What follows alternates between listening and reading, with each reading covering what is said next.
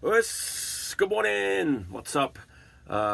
Greetings, jazz, vinyl lovers, and everybody else as well, of course. Today, it's time for another jazz episode. I think last week I did a bit of Blue Note, but today's it's a special one. Of course, going to be looking at the legend, the king of jazz, Mr. John Coltrane, who passed away in the year that I was born, 1967. Now, what's your favorite era of John Coltrane? Is it the Prestige, the earlier days? Is it the Atlantic era, or is it the Impulse era? For me, and of course we mustn't forget the masterpiece Blue Train on, of course, Blue Note. But personally, for me, for my money, the Impulse years are by far and away my favorite era of Coltrane. Started in 61 and then sort of finished in 67. But what a body of work. In fact, I've never done an episode yet with sort of so many records stacked up, so it might take a while. But I mean, what can I say about John Coltrane that hasn't been said anywhere? Nothing really. I mean, there's no one else like him. Unmistakable tone, that sort of spirituality, just, I mean, it's absolutely incredible. I mean, you know that, you don't need me to be going on about that. But there's a big stack of records, 3 parts. First part, records that came out, studio records or whatever that came out when Coltrane was still alive, and then the posthumous releases. There's so many good posthumous releases that came out, and then of course the live recording. So 3 parts, and you know what's going to happen? I'm just going to sort of run out of adjectives, and there's a huge pile of records there. So I think the best thing to do is look at the records, enjoy the records. I've got a lot of Japanese pressings. They're quite nice to look at. Most of them have sort of got nice gatefold.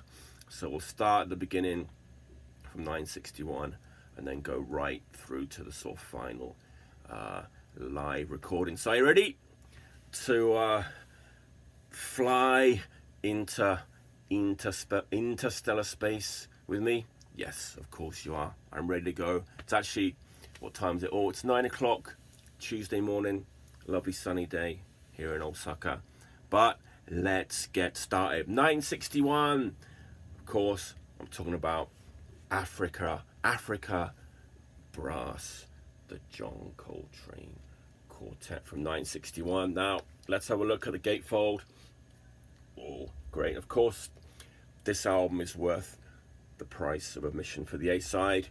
The almost 20-minute long Africa, unbelievable piece. And I mean, it's the quartet, but I mean, it's got sort of Eric Dolphy is on this too, isn't he? And Julian Priester, Julius Watkins, Reggie Workman plays in it, I think. The B-side, just short, 10-minute version of Greensleeves, Blues Minor. So really, this record is all about the title track, Africa Brass from 1961. Great record. Next, what came next? Impressions. No, before that, I wanted to show this actually. I'm sorry.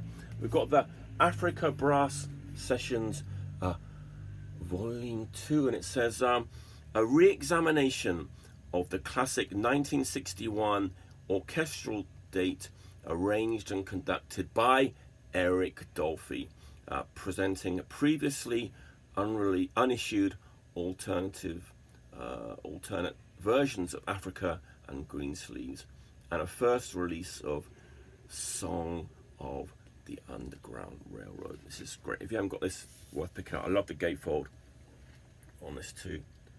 So if you've got Africa Brass and you want to sort of delve a bit deeper, yeah, by all means, check out the Africa Brass Sessions Volume 2. Now, next, from 1963 it came out, but it was recorded in 1961, Impressions, and yeah, India. This is sort of probably the best track on the record, Up Against the Wall, Impressions, and After the Rain.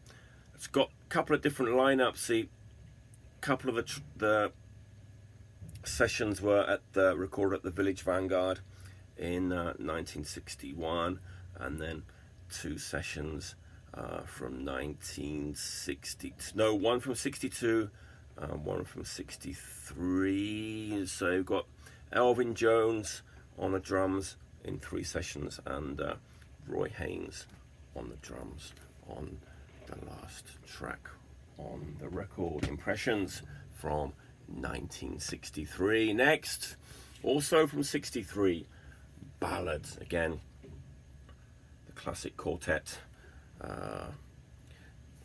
Elvin Jones, Jimmy Garrison, of course, McCoy Tyner, obviously, as the title implies, bit of a softer record, but nevertheless a great record. And people say, well, I don't know if they say that, but Coltrane's a bit sort of one-dimensional. Obviously not. We'll sort of see that as we go through the pile. But this is a sort of mellower record from the great quartet. Now, next came self-titled Coltrane from 1962. Let's have a little look at the gatefold. Oh, this is great. I like this because the liner notes are great on this. It says, after repeated listening to this album, I felt that any comments here would be unnecessary.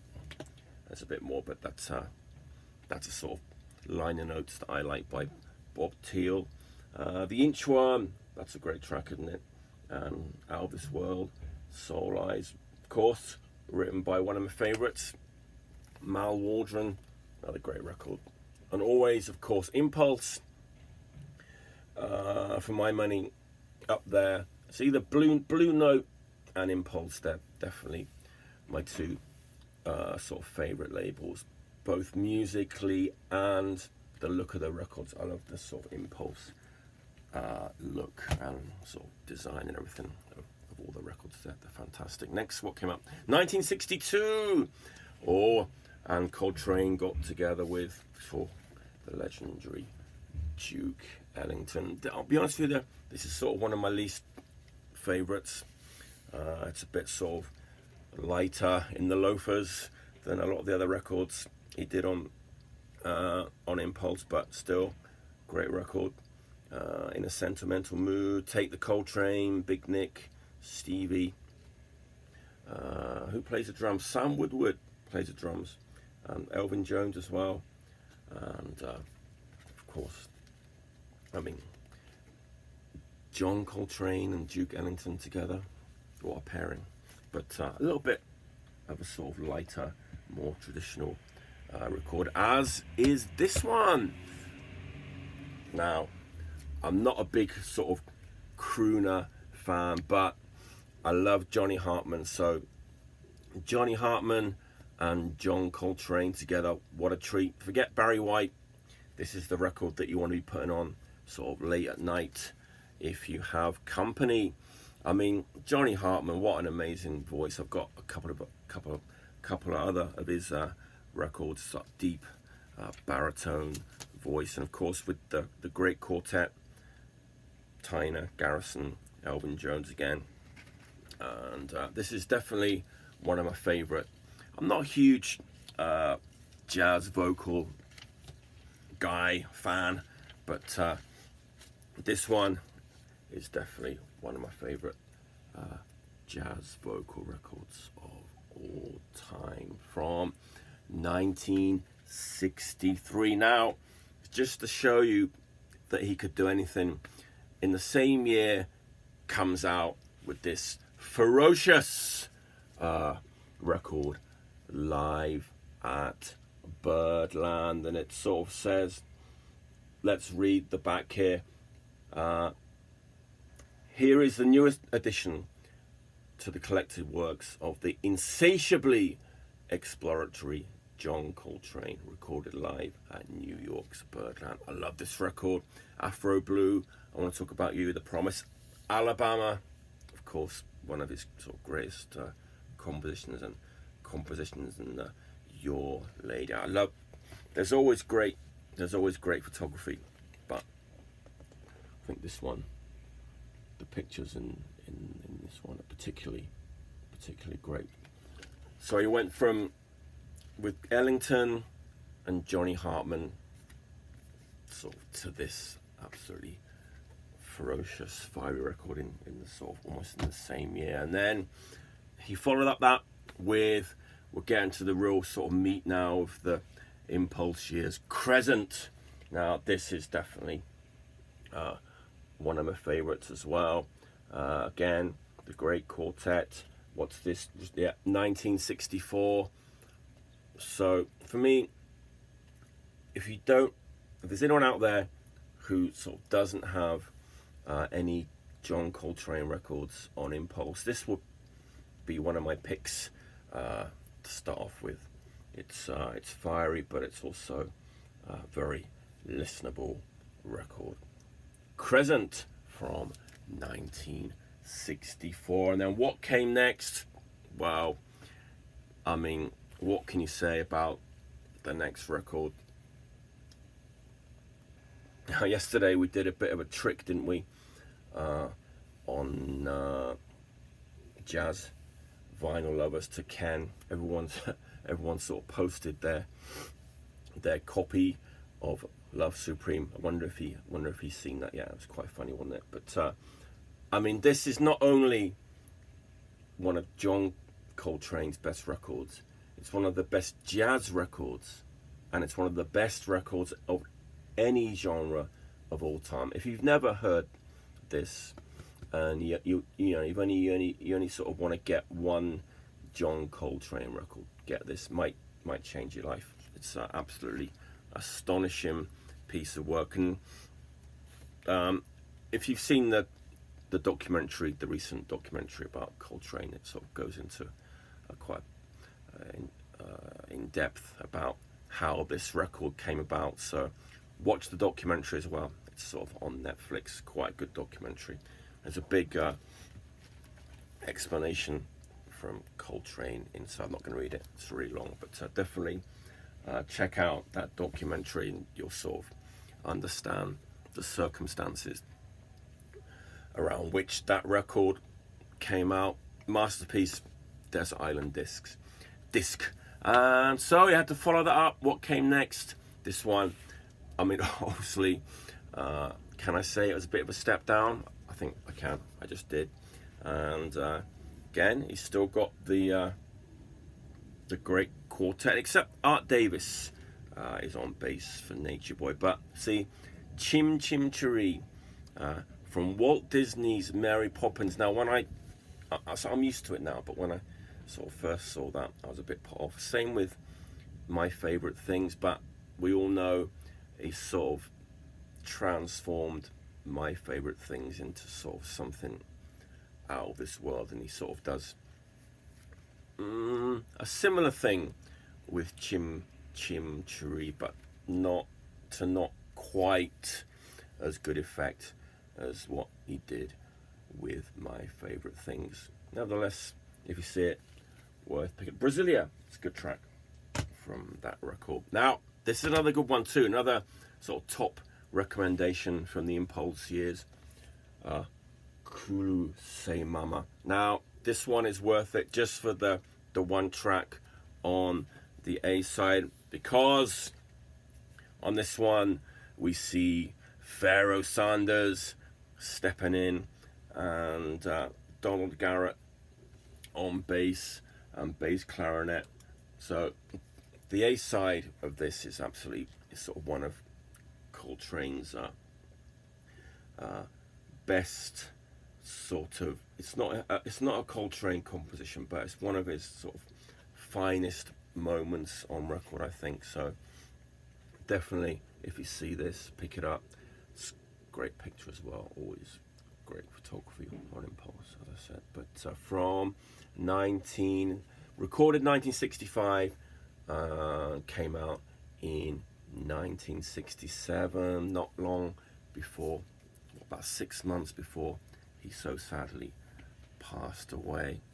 Now the next one was the most difficult of all the sort of Coltrane records for me to get into. When I first heard it, got to be honest, it sort of did sound like a junior high school band sort of tuning up or warming up, but not now. I understand this record and I love it. It is a bit difficult on the ears. You might need to sort of train the old ears a little bit, but I love the liner notes. Again, really short liner notes, this time by Leroy Jones. He says, "Train is now a scope of feeling, a more fixed traveller whose wildest onslaught, and that's something you'd sort of think about reading on like a sort of grindcore record or something like that, or a thrash metal record. But no, wildest onslaughts are gorgeous artifacts. Not even deaf people should miss." Oh, cheeky thing to say, isn't it? But I mean, look at who's on this: Archie Shepp and Pharaoh Sanders together, and Dewey Johnson, John Chichai, Marion Brown. I mean, God, unbelievable. But this is quite, they say challenging, don't they? It's quite a challenging listen, but it's very rewarding. So if you're ready, if you think you're ready to sort of step up to the next level in sort of free jazz or whatever, then give this a go. It will blow your mind. Mark my words. Ascension, it's a masterpiece, in my opinion. Wow, went quicker than I expected. So 2 more from the sort of main body of the studio records on Impulse. Meditations came out in 66, recorded in 65, and here we have a sort of bit of a change up, don't we? Because Rashid Ali and Jimmy Garrison have sort of entered the fold, don't they? And we can see the song titles are starting to change, getting more and more spiritual. The Father and the Son and the Holy Ghost, Compassion, again, another sort of amazing record. I mean, it's just incredible, isn't it? Record after record after record of just sort of pure genius, and all recorded in a sort of really short space of time. Who could do that? Who could do that these days? Well, nobody really is the answer to that, isn't it? And then last one in this first section, Expression, recorded in 67 on 2 different dates, released in 1967 as well. And I'm a bit not confused by this, but I think maybe because it's a later press and it's already sort of got September 23rd 1926 to July 17th 1967 on the cover. But I think this sort of did come out when Coltrane was still alive, and it's got one of the best pictures of Coltrane, brooding picture in the gatefold there. Well, Expression 1967. So of course there was still a lot of unreleased sessions in the vaults, and so of course Impulse, well, they had to sort of release them, didn't they? Well, let's start with the most recent one. I suppose not everyone is watching, but a lot of people were. Was it last year? It was really exciting, wasn't it? Impulse announced there were sort of unreleased recordings by Coltrane in the vaults, and they were going to put them out, and they did. And of course I'm talking about Both Directions at Once, the Lost album. What do you think of this, everybody? Is it a masterpiece? Is it okay?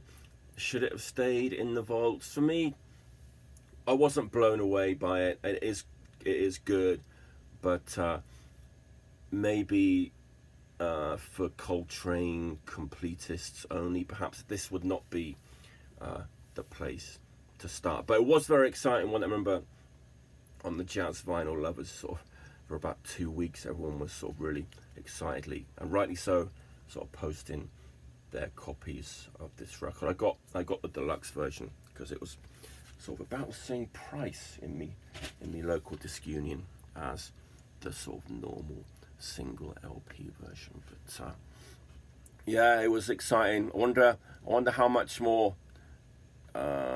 unreleased stuff we'll see, won't we? I wonder if Impulse will put out more. We'll look forward to that. What else do we got? This is a good one. Selflessness, featuring My Favorite Things. Great sort of 17-minute version of My Favorite Things. This came out in 1969. It's confusing, isn't it? So when I sort of started out buying sort of Coltrane records, I had no idea sort of what was posthumous and this, that, and the other. And but I sort of know now. But it's a bit of a minefield, isn't it, for the collector? You've got to be careful, I suppose. But most of these posthumous records, they're all great. They're all sort of worth picking up, really. Again, transition, new recordings, previously unavailable. Oh, I love the font. Really simple gatefold sleeve. I've forgotten what's on this actually. Oh, here we go. Yeah, it's on the back there. Transition, Dear Lord, Sweet Tip. All these more sort of spiritual, religious, prayer and meditation, affirmation, and yeah, of course it's the great quartet: McCoy Tyner, Jimmy Garrison, Alvin Jones. Also, great record, I think, in my opinion, even though it was posthumous. Now, this one is posthumous, but it's up there with Crescent and A Love Supreme, in my opinion. Of course, I'm talking about Sonship. This is a fantastic record, one of Coltrane's best, in my opinion. Sonship, Dearly Beloved, Amen, Attaining, Ascent. 5 songs, two long tracks on the B-side. Again, the great quartet. No, it's Jimmy. Yep, the great quartet. Recorded in 1965, but it didn't come out until 1971. So it sat in the Impulse vaults for 6 years. This, if you see this record, masterpiece, absolute masterpiece. This is an interesting record. The next one, First Meditations. We've seen Meditations. This is sort of the different version of that record, but this time with the great quartet playing. Right? I think this is a sort of. What do you think? What do you think of this cover? I think it doesn't sort of quite match up, or it doesn't quite fit with all the other records on Impulse. It's a bit of an oddity, isn't it, sort of graphic wise. I almost didn't buy it actually because of the cover, but I'm glad I did. It's worth getting, but maybe for sort of completists only.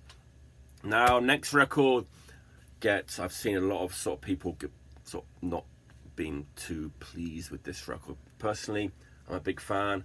I'm talking about we've got Pharoah Sanders again on this one. Recorded in 65, not released until 1968. But I suppose this is quite a difficult record to get into, isn't it? It's quite deep. And just on part 1 and on part 2. Definitely not the place to start if you've never heard John Coltrane. But if you're already deep and you want to go deeper, definitely check this out. From 1965 or 1968. Next, Alice and John, Cosmic Music, another great one.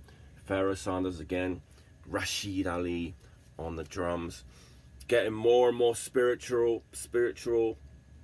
I mean, look at that gatefold inside. Again, this is a great record.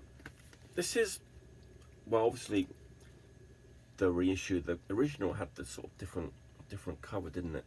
This is Japanese one, but I think the original one, sort of, with the original artwork, has just been reissued, I think, sort of last year. Again, spiritual jazz. Now this is sort of one of the newer ones, isn't it? Yes. It was recorded in '67, but didn't come out until 1995. This is a great one as well. Stellar Regions with Alice Coltrane, Jimmy Garrison, and Rashid Ali.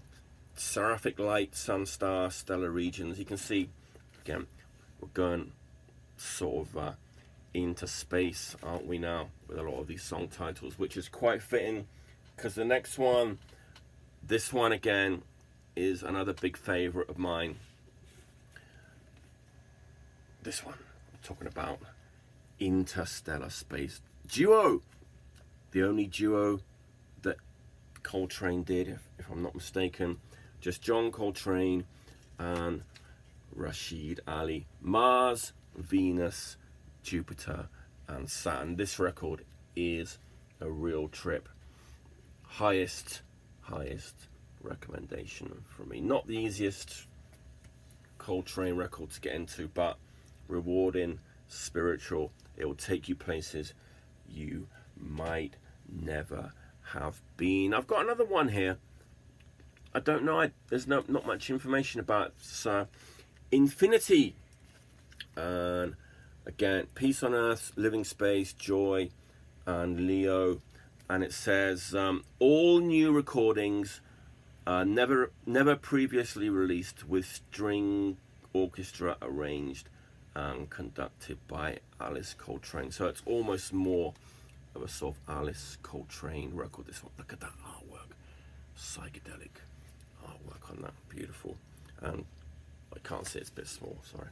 It's a great picture of Alice and John in the gatefold. Again, quite a deep one, probably not a sort of first place you'd want to start with Coltrane, but again, if you want to go deeper and deeper, definitely pick up Infinity if you're a big Alice Coltrane fan as well. Well, we're into the last third, the live recordings.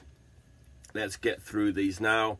Pretty much all of these are fiery records, some more than others. Now the first one we'll look at is let's go down. Yes, let's go down. Live at the Village Vanguard. And oh yeah, as I thought so, Eric Dolphy plays the bass clarinet on Spiritual. Great record, but for my money, the follow-up, now this is pure fire. Coltrane live at the Village Vanguard again, this time with one of my favorite players of all time, Pharoah Sanders. This thing just has Naima, My Favorite Things, 2 tracks, through the roof. I think the audience must have got quite a shock on this night, because this is pure fire. One of my favorite Coltrane live recordings. I love the live recordings, actually. I've just said this is one of my favorites, but I've got a lot of favorites. And if you're a Village Vanguard completist, there's also the other Village Vanguard tapes, sort of double LP, and there's a sort of another one too, but which is only on CD, I think. But this one is also sort of well worth picking up. Chasing the Train, Spiritual, Untitled Original, 19 minutes long. So if you haven't got this one, great.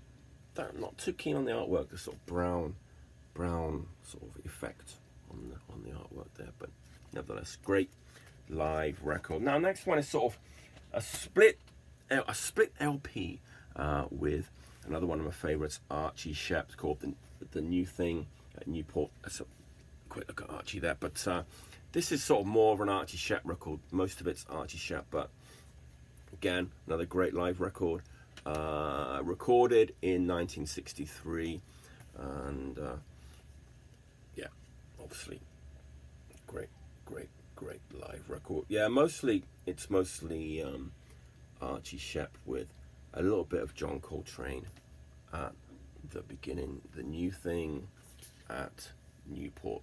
Sorry, 1965 this came out. I'm sorry. Now this one, now we're sort of getting into the really sort of late period of Coltrane. He was going further and further out. Was he losing fans? I don't know. Probably. I think if you look at the documentary, it sort of said a lot of people were just sort of couldn't get it at the time. He was sort of ahead of his time, wasn't he? And these last few records are definitely not for the faint-hearted. Talking about live in Seattle again. I mean, you get Pharoah Sanders and Coltrane blowing together. It's going to be quite a cacophony. This is fiery, raging record. And in a similar vein, we've got the sort of live in Japan recordings. And I think I've sort of mentioned the documentary, but for me, sort of living in Japan, and my favourite part of that documentary was when they sort of focused on when he came to Japan, and there was all that sort of footage of him going around, and Japanese people were sort of really moved by sort of things that John sort of said when he came to Japan and everything. I think it sort of really made a big mark on the Japanese people at that time. I was quite moved by sort of that part. And then there was the guy, he's got a house here in Osaka that's sort of full of, I forget his name, I'm sorry, he's quite sort of famous jazz author. He's got his house here in Osaka, and full of all his Coltrane memorabilia. I keep meaning, I've got to look it up. I really want to go there. I don't know if you can just sort of pop round, ring on the bell and sort of go in or anything, but I'd love to go there because I know he's got an amazing collection. But anyway, I'm going on. Coltrane in Japan is a bit confusing. I've got sort of 3 different versions, and I get confused myself. This one, you might know this one. I think it's sort of the American release. Great sort of Japanese influenced sort of artwork there.